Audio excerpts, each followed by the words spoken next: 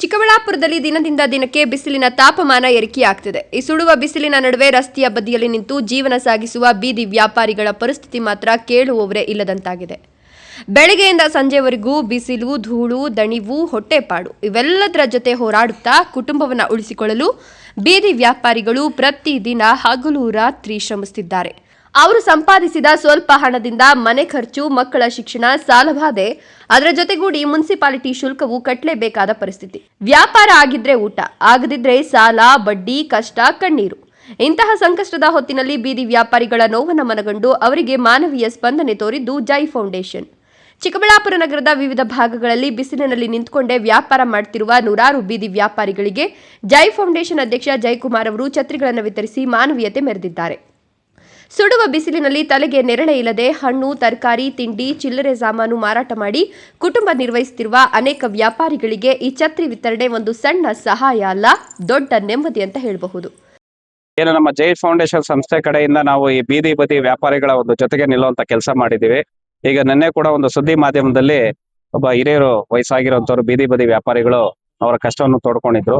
ಅದನ್ನು ಕೂಡ ನಾನು ಗಮನಿಸಿದೆ. ಈಗಾಗಲೇ ನಾನು ಇದನ್ನ ಸಿದ್ಧಪಡಿಸಿದ್ದೆ. ಯಾಕಂದ್ರೆ ಬೇಸಿಗೆ ಈಗಾಗಲೇ ಹವಾಮಾನ ವೈಪರೀತ್ಯ ತಾವೆಲ್ಲ ಗಮನಿಸಿದೀರಾ. ಮೊನ್ನೆ ಕೂಡ ಮಳೆ ಕೂಡ ಜೋರಾಗಿ ಬಿದ್ದಿದೆ. ಈಗ ಬಿಸಿಲು ಕೂಡ ಈ ಒಂದು ಬೇಗ ಬರುವ ತಿಂಗಳಲ್ಲಿ ಬಹಳಷ್ಟು ಹೆಚ್ಚಾಗಬಹುದು ಅಂತ ಹವಾಮಾನ ಇಲಾಖೆ ಕೂಡ ತಿಳಿಸಿದೆ. ಅದರಿಂದಾಗಿ ಏನ್ ಬಿಸಿಲಲ್ಲಿ ವ್ಯಾಪಾರ ಮಾಡಿ ತೊಂದರೆ ಅನುಭವಿಸ್ತಾ ಇದ್ದಾರೆ, ಅವ್ರ ಜೊತೆಗೆ ನಿಲ್ಲುವಂತ ಕೆಲಸ ಆಗ್ಬೇಕು ಅಂತ ಹೇಳಿ ನಮ್ಮ ಸಂಸ್ಥೆ ಕಡೆಯಿಂದ ನಮ್ಮ ಪ್ರಾಯೋಗಿಕವಾಗಿ ನಮ್ಮ ನಗರ ಭಾಗಗಳಲ್ಲಿ ಕೆಲವು ಕಡೆ ಏನು ಜನ ನೋವು ತಿಂತಾ ಇದ್ರು, ಬಿಸಿಲು ಬೇಗೆಯಿಂದ ಬಳಲ್ತಾ ಇದ್ರು, ಅವ್ರಿಗೆ ಬೀದಿ ಬದಿ ವ್ಯಾಪಾರಿಗಳಿಗೆ ಛತ್ರಿಯನ್ನು ಕೊಡುವ ಮೂಲಕ ಜೊತೆ ನಿಲ್ಲುವಂತ ಕೆಲಸ ಮಾಡಿದೀವಿ. ಕೂಡ ಕೊಡುವ ವ್ಯವಸ್ಥೆ ಮಾಡ್ತಾ ಇದೀವಿ. ಯಾಕಂದ್ರೆ ಗಡಿ ತಾಲೂಕುಗಳಲ್ಲಿ ಈಗ ಬಿಸಿಲಿನ ಬೇಗ ಜಾಸ್ತಿ ಆಗ್ತಾ ಇದೆ. ಬಹಳಷ್ಟು ನಾವು ನೋಡಿದೀವಿ, ಗಮನಿಸಿದೀವಿ. ಇವಾಗ ನಮ್ಮ MG ರಸ್ತೆ ಆಗಿರ್ಬೋದು, ಈಗ ಬಸ್ ಸ್ಟ್ಯಾಂಡ್ ಆಗಿರ್ಬೋದು, ಈಗ ಇಲ್ಲಿ ಕೂಡ ಕೆಲವಾರು ಬೀದಿ ಬದಿ ವ್ಯಾಪಾರಸ್ಥರು ತಮ್ಮ ನೋವುಗಳನ್ನ ತೋಡ್ಕೊಂಡಿದ್ರು. ಅದನ್ನ ಗಮನಿಸಿ ನಾವು ಇದನ್ನ ಸಿದ್ಧಪಡಿಸಿ ಕೊಡ್ತಾ ಇದ್ದೀವಿ. ಮುಂದಿನ ದಿನಗಳಲ್ಲಿ ದೊಡ್ಡಬಳ್ಳಾಪುರ ತಾಲೂಕಲ್ಲೂ ಕೂಡ ಕೊಡ್ಬೇಕು ಅಂತ ಆಲೋಚನೆ ಮಾಡಿದೀವಿ. ನಮ್ಮ ಕೈಲಾದ ಮಟ್ಟಿಗೆ ನಮ್ಮ ಸಂಸ್ಥೆ ಕಡೆಯಿಂದ ಏನ್ ಮಾಡ್ಬೇಕು ಅದನ್ನ ಮಾಡ್ತಾ ಇದೀವಿ. ಅದ್ರ ಜೊತೆಗೆ ಈ ಕಾರ್ಯಕ್ರಮ ಜೊತೆಗೆ ನಾಳೆ ನಮ್ಮ ತಾಯಿಯವರ ಹುಟ್ಟಿದ ಹಬ್ಬ ಶ್ರೀರಾಮನವಮಿ ಕೂಡ ಇದೆ.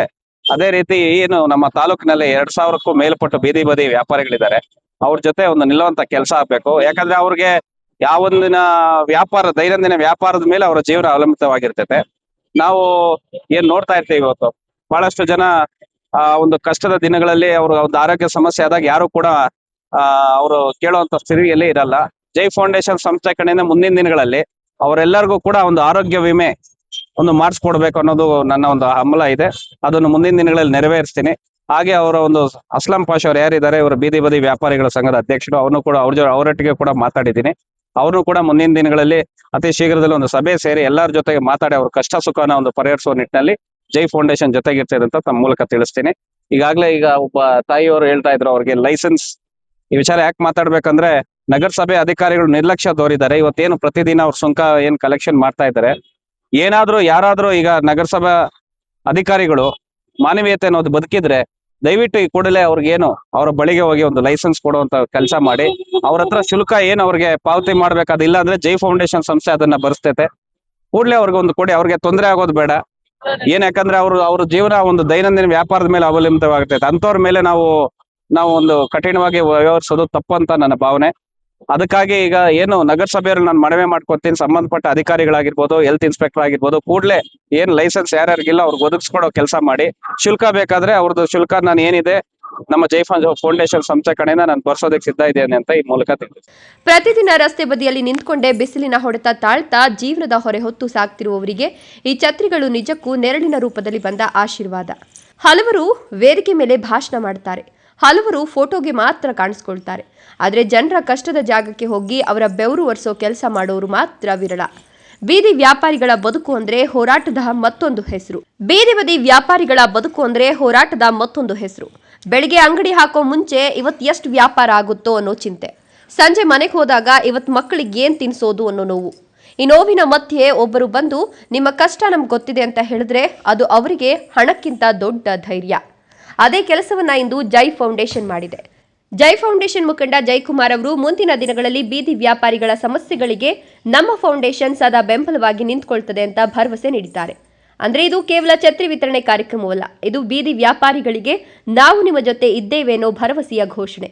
ಕಾರ್ಯಕ್ರಮದಲ್ಲಿ ಅನೇಕ ಬೀದಿ ವ್ಯಾಪಾರಿಗಳು ತಮ್ಮ ಸಂತೋಷವನ್ನು ವ್ಯಕ್ತಪಡಿಸಿದ್ದು, ಬಿಸಿಲಿನಲ್ಲಿ ನಿಲ್ಲೋದು ತುಂಬಾ ಕಷ್ಟವಾಗ್ತಿತ್ತು. ಈ ಛತ್ರಿ ನಮಗೆ ತುಂಬಾ ಉಪಯೋಗ ಆಗುತ್ತೆ ಅಂತ ಹೇಳಿದ್ದಾರೆ. ಬನ್ನಿ ಅವರ ಮಾತನ್ನ ಕೇಳೋಣ. ದೊಡ್ಡ ಭಾಷಣಗಳಿಗಿಂತ ಇಂತಹ ಸಣ್ಣ ಸಹಾಯಗಳೇ ಬಡವರ ಬದುಕಿಗೆ ದೊಡ್ಡ ನೆರಳಾಗ್ತವೆ. ಬೀದಿ ವ್ಯಾಪಾರಿಗಳ ಬೆವರಿಗಿಂತ ದೊಡ್ಡ ಹೂಡಿಕೆ ಇನ್ನೊಂದಿಲ್ಲ. ಅವರ ಬದುಕಿಗಿಂತ ದೊಡ್ಡ ರಾಜಕೀಯ ಇನ್ನೊಂದಿಲ್ಲ. ಅವರ ಕಷ್ಟದ ಹಿಂದೆ ನಿಂತಾಗಲೇ ಸಮಾಜ ಸೇವೆಗೆ ನಿಜವಾದ ಅರ್ಥ ಬರ್ತದೆ. ಬಿಸಿಲಿನಲ್ಲೇ ಬೆವರು ಸುರಿಸುವ ಕೈಗಳಿಗೆ ನೆರಳಾಗಿ ನಿಂತ ಜೈ ಫೌಂಡೇಶನ್ಗೆ ಸಾರ್ವಜನಿಕರಿಂದ ಮೆಚ್ಚುಗೆ ವ್ಯಕ್ತವಾಗಿದೆ. ಕ್ಯಾಮರಾಮನ್ ಅಂಬರೀಶ್ ಜೊತೆ Suman TV Kannada, Chikkaballapur. Amazing magic show ನಮ್ಮ ಚಿಕ್ಕಬಳ್ಳಾಪುರದಲ್ಲಿ ದಿನಾಂಕ 18 ಮಾರ್ಚ್ 2026. ಪ್ರಾರಂಭ ಪ್ರತಿದಿನ 3 ಶೋ ಸಂಜೆ 5 ಮತ್ತು 7 ಹಾಗೆ 8:30ಕ್ಕೆ. ಸ್ಥಳ ಹಳೆ ಶ್ರೇಯಸ್ ಡಾಬಾ, ಅಂಬಾರಿ ಪ್ಯಾಲೇಸ್ ಪಕ್ಕ, ಬೇಬಿ ರಸ್ತೆ, ಚಿಕ್ಕಬಳ್ಳಾಪುರ.